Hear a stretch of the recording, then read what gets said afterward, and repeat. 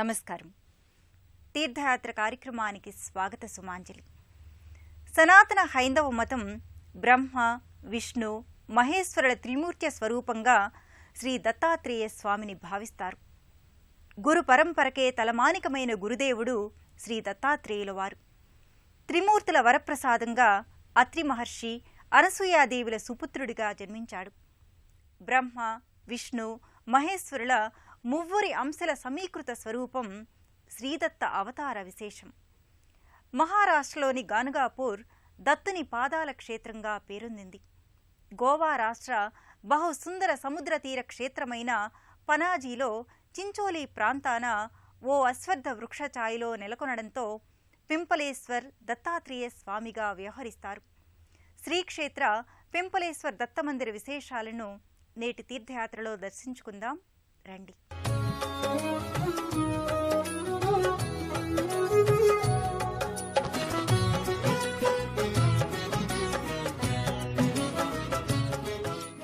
ఆధ్యాత్మిక క్షేత్రాలకు కూడా నెలవైన అందాల గోవాలో త్రిమూర్తి స్వరూపుని ఆలయం. బ్రహ్మ, విష్ణు, మహేశ్వరుల కృపచే అత్రి అనసూయల పుత్రునిగా జన్మించిన దత్తాత్రేయుడు రావి చెట్టు నీడలో విరాజిల్లుతున్న దత్తాత్రేయుడు పింపలేశ్వర దత్తుడైన స్వామి. ఇస్లామీయ, హైందవ రీతుల సమ్మేళనంతో నిర్మితమైన గోవా చించోలీలోని శ్రీ పింపళేశ్వర్ దత్తమందిరం.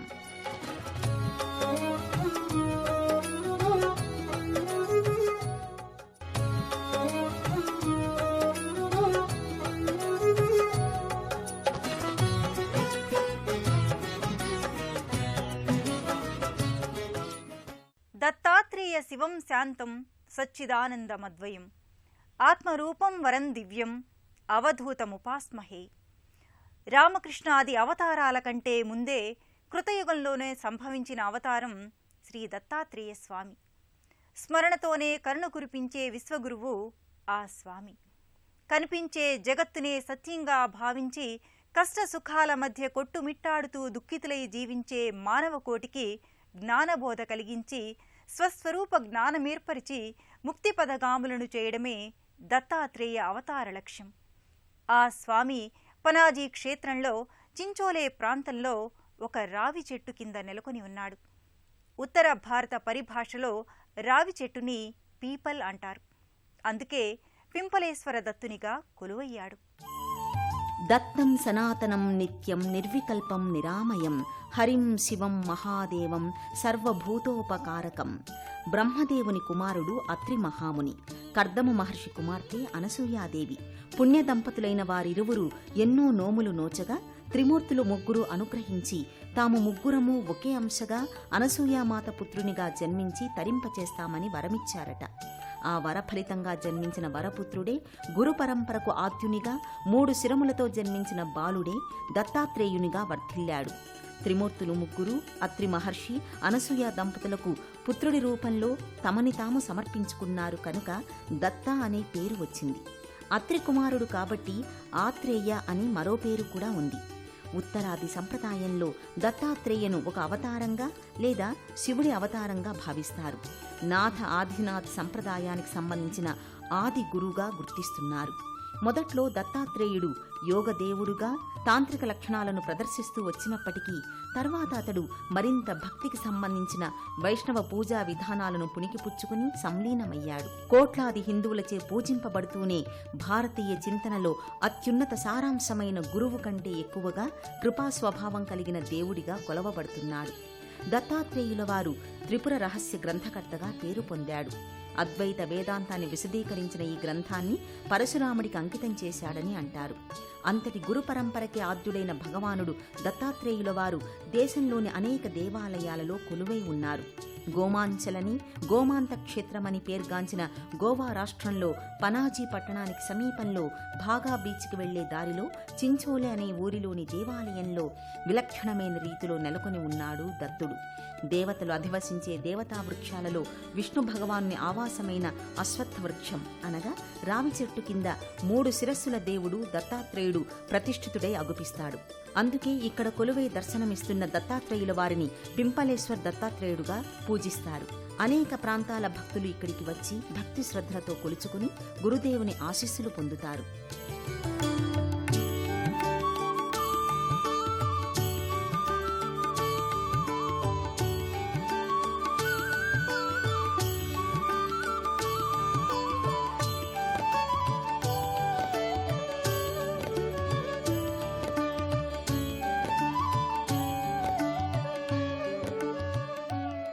భక్తుల పాలిట దయాళువైన దత్తాత్రేయుల వారు వరప్రదాయుడు. ఆ స్వామి భిన్న భిన్న స్వరూపాల్లో దర్శనమిస్తాడు. ఓసారి ఆ స్వామి అవతార విశేషం తెలిసేలా, మరోసారి గోప్యంగా విరాజమానమయ్యే విలక్షణ అవతారమూర్తి దత్తాత్రేయుడు. అటువంటి జగద్గురువు శ్రీ దత్తాత్రేయ స్వామి వారి ఆవిర్భావమే పురాణ విశేషం. ఆ అవతార గాథను, ఈ పంచమక్షేత్ర ఆలయ ఆవరణ విశేషాలను వీక్షిద్దాం. ఈ సుక్షేత్ర ప్రవేశం చేసి శ్రీదత్త అనుగ్రహ పాత్రులమవుదాం. దత్తం దత్తం పునర్దత్తం యో వదేత్ భక్తి సంయుతః తస్య పాపాని సర్వాణి క్షయం యాంతి న సంశయః అని మార్గశిర పౌర్ణమి రోజున దత్త జయంతి రోజున ఈ శ్లోకాన్ని పఠిస్తే చాలు, స్మరణ మాత్రముననే సంతుష్టుడయ్యే దత్తుల వారి అనుగ్రహం లభిస్తుంది. ఎందరో పురాణ పురుషులకు, దేవతలకు జ్ఞానబోధ సహాయం చేసిన ఆది గురువుగా ఈ దత్తాత్రేయుల వారి జననమే ఓ విశిష్ట పురాణ గాథ. నారద మహర్షి లక్ష్మీ, సరస్వతి, పార్వతుల ముందు సతీ అనసూయ పాతివ్రత్యం గురించి విశేషంగా ప్రశంసించాడట. దీంతో ఆ ముగ్గురమ్మలకు అసూయ కలిగి ఆమె పాతివ్రత్యం కోల్పోయేలా చేయమని బ్రహ్మ, విష్ణు, పరమేశ్వరులను వేడుకున్నారట. అత్రి మహాముని ఇంటలేని సమయం చూసుకుని త్రిమూర్తులు అనసూయ వద్దకు అతిథులుగా వెళ్లి భోజనం పెట్టమని అడిగారట. అందుకు అంగీకరించి వారిని ఇంట్లోకి రానించి భోజనానికి ఏర్పాట్లు చేస్తుండగా త్రిమూర్తులు తమకి నగ్నంగా వడ్డిస్తేనే తాము భుజిస్తామని అన్నారట. అలా చేస్తే తన పాతివ్రత్యం కోల్పోవలసి వస్తుందని సందిగ్ధావస్థలో యోచించగా ఆ ముగ్గురు సామాన్య అతిథులు కారని గ్రహించి భవతీ భిక్షాన్ దేహి అని తనని మాతగా పిలిచారు కనుక వారిని తన పిల్లలుగానే భావించి వారు కోరిన విధంగా భోజనం వడ్డించింది అనసూయ. వడ్డించే సమయంలో ఆ ముగ్గురు దేవదేవుళ్ళు పసిబాలురుగా మారిపోయారు. వారికి కడుపార పాలు పట్టి ఉయ్యాలలో పరుండబెట్టింది. అత్రిముని వచ్చాక జరిగిన విషయాన్ని విని ఊయలలో నిద్రిస్తున్న త్రిమూర్తులను స్తుతించగా వారు నిజరూపంలో వచ్చి అనసూయ పాతివ్రత్యాన్ని మెచ్చి వారిని వరం కోరుకోమన్నారు. ఆ ముగ్గురిని తమకు పుత్రులుగా జన్మించమని అత్రి, అనసూయ కోరుకోగా త్రిమూర్త్యాంశతో దత్తాత్రేయుల వారు శ్రీ దత్తాత్రేయుల వారి నేపథ్యంగా నిలబడి ఉండే గోవు సజీవ శిల్పంగా ఉంటుంది. పంచేంద్రియ జ్ఞానాలకు ప్రతీకగా 5 శునకములు ఆ గోవు చింతనే మోకరెల్లి ఉంటాయి. ఆలయ ముఖమంటపంలోకి ప్రవేశించిన కుడ్య దేవతా శిల్ప శ్రీ దత్తాత్రేయుని సిరివంతమైన మూర్తి దర్శనం పరమ పుణ్యదాయకం. ఈ గోవా రాష్ట్ర పంజిమ్ చించోలే క్షేత్రంలో విష్ణుమూర్తి స్వరూప అశ్వత్థ వృక్షపాదాన ప్రతిష్ఠితుడైన దత్తాత్రేయుని దర్శనం అత్యంత పుణ్యప్రదాయకం. ఆ స్వామిని దర్శించినంతనే మనసులోని సకల కల్మషాలు తొలగిపోతాయి. ఓ ఆధ్యాత్మిక భావచింతన చిగురిస్తుంది. నిర్మల హృదయులై దత్తాత్రేయుని సర్వాలంకార భూషితమైన విగ్రహ దర్శనం చేసుకుని గోవా పరంపరానుగత పూజాధికాల గురించి తెలుసుకుందాం. గర్భమందిర మూల విరాటు దర్శనంతోనే యాత్రాఫలం సంపూర్తిగా దక్కినట్లుగా భావించే తీర్థయాత్రికులు గర్భగుడి వైపు ఆసక్తిగా ముకుళిత హస్తాలతో భక్తిగా చూస్తారు. ఆ గర్భగృహ మూల విరాటును చూస్తే బ్రహ్మ, విష్ణు, పరమేశ్వరులు ముగ్గురిని ఏక సమయంలో దర్శించుకుంటున్నామా అన్నంత వైభవోపేతంగా ఉంటుంది.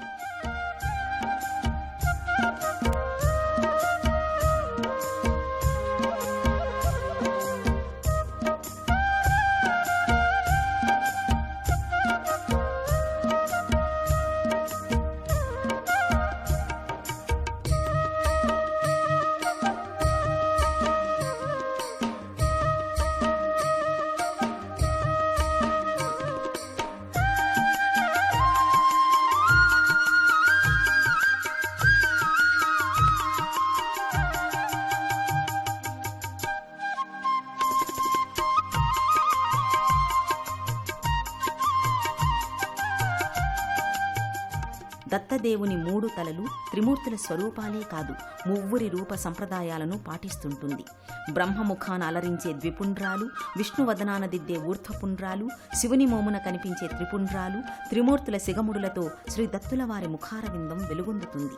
6 చేతులలో బ్రహ్మచేతి లేఖరి, శివుని త్రిశూల డమరుకాలు, విష్ణు హస్తాభరణాలైన శంకుచక్ర గదలు, రుద్రాక్షమాల, కమండలం అమరి ఉంటాయి. ఓ రజత తోరణం కింద శ్రీ దత్తస్వాముల వారు స్థానక భంగిమలో భక్తులకు ఈ విధంగా మూల విరాట్టై దర్శన భాగ్యాన్ని అందిస్తున్నారు.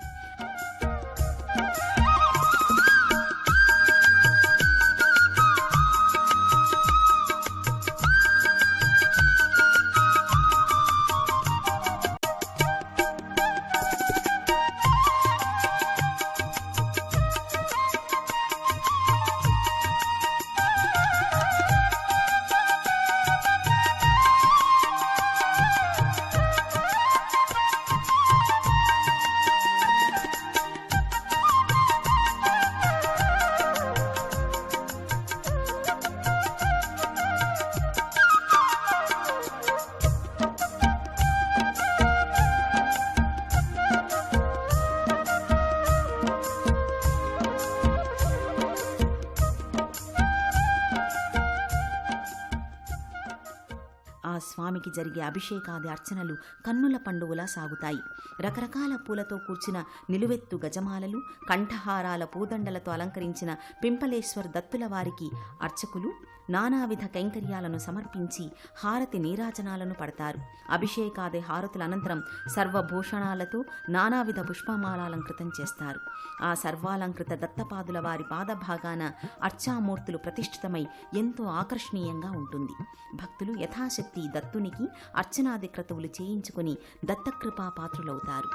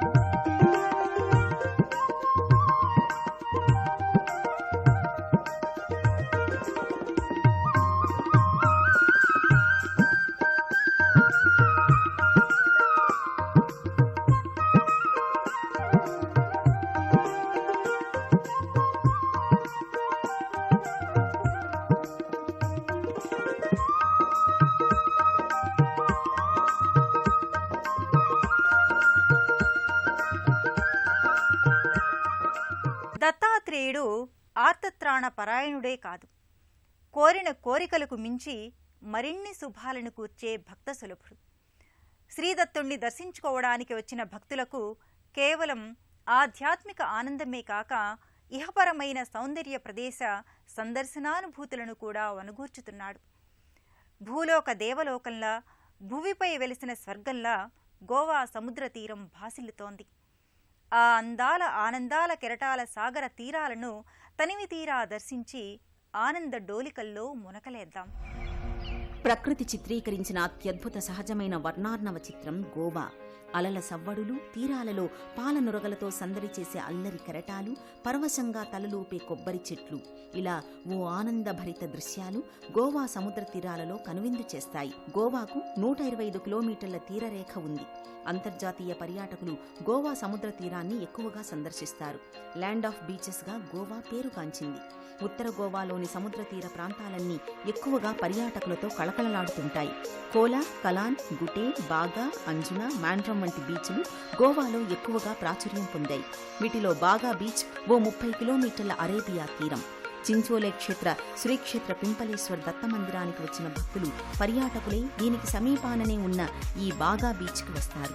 మెరిసే ఇసుక తిన్నెలు, నీల సముద్ర కెరటాలు ఆహా అనిపించే గుల్బర్గా, జవర్గి, సిందగి, విజయపుర, జమఖండి, ముథోల్, బెల్గాంల మీదుగా పనాజీ చేరుకుని అక్కడి నుంచి ఈ చించోలి దత్తక్షేత్రానికి చేరుకుంటారు. ఇన్ని ఆధ్యాత్మిక విశేషాలతో పరమ పురుషుల శక్తిమంతమైన దర్శన భాగ్యంతో శ్రీ దత్తాత్రేయుల వారి మందిర దర్శనం జన్మ జన్మలకు గుర్తుగా పదిలమయ్యే పరమ పావన స్మృతి. స్మరణ మాత్రంతోనే అనుగ్రహించే భక్త సులభుడు శ్రీ దత్తాత్రేయుడు. దత్త అనే 2 అక్షరాల మంత్రాన్ని జపించిన మాత్రాన ఆ జగద్గురువు అనుగ్రహం లభిస్తుంది. శ్రీ దత్తానుగ్రహం అందరికీ చేకూరి సుఖశాంతులు సంప్రాప్తించాలని ఆకాంక్షిద్దాం. మరో తీర్థయాత్రలో మరో ఆలయ సందర్శనంతో మళ్లీ కలుద్దాం. ఓం శ్రీ దత్త శరణం మమ.